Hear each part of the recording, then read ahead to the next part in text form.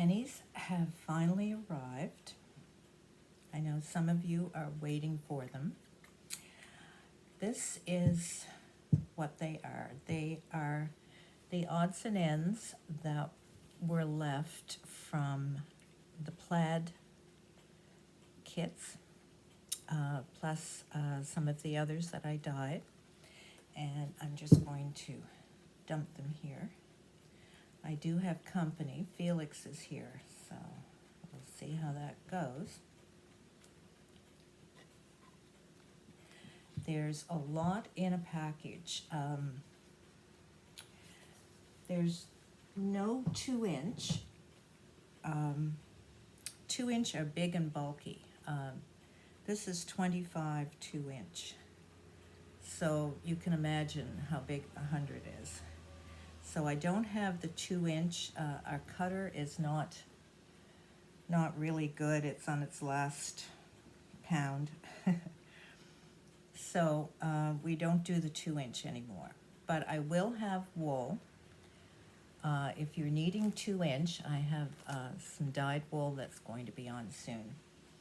Now, Felix, you be good. This is Felix. Can you see him? You want to look in the camera, Felix? Felix. Felix, look. Look in the camera.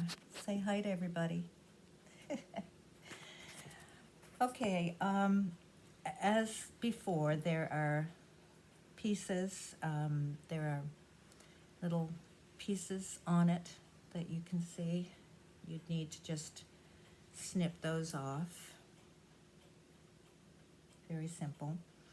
There are some miscuts. Now, this is a miscut, but you can still, even with those, you can still use them, and I'm going to show you a little trick, how to cut your circles. There's lint, of course, and more lint.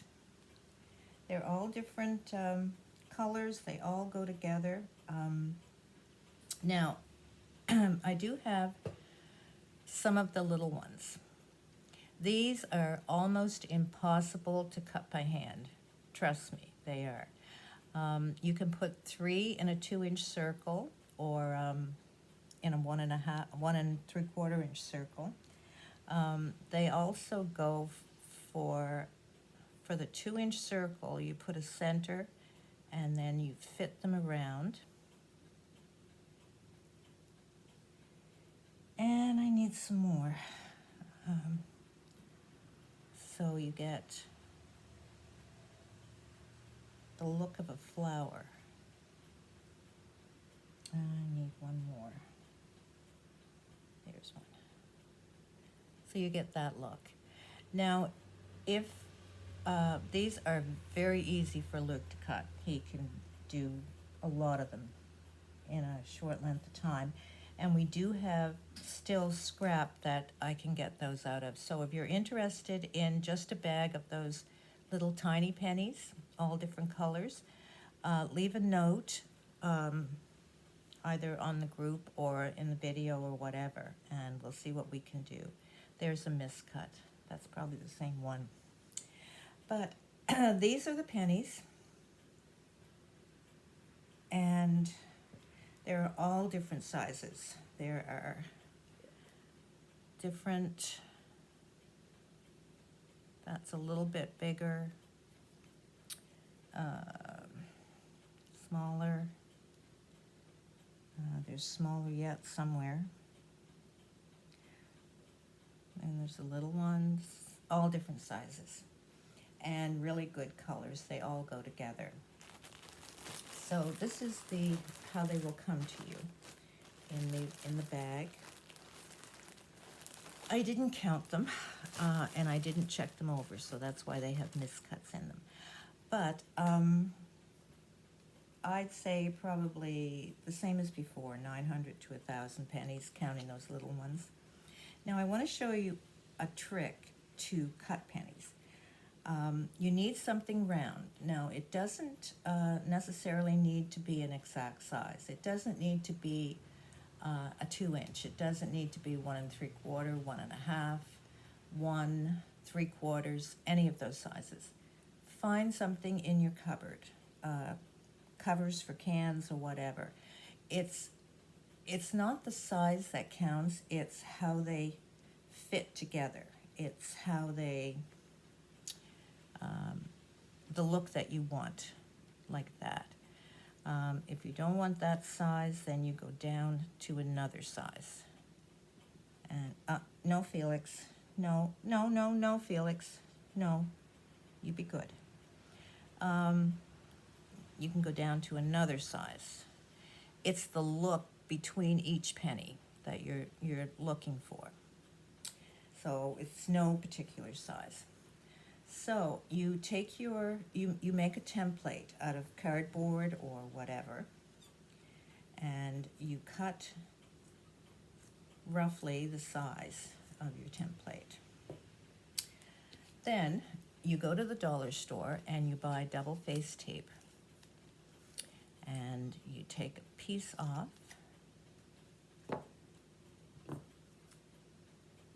stick it, peel it off,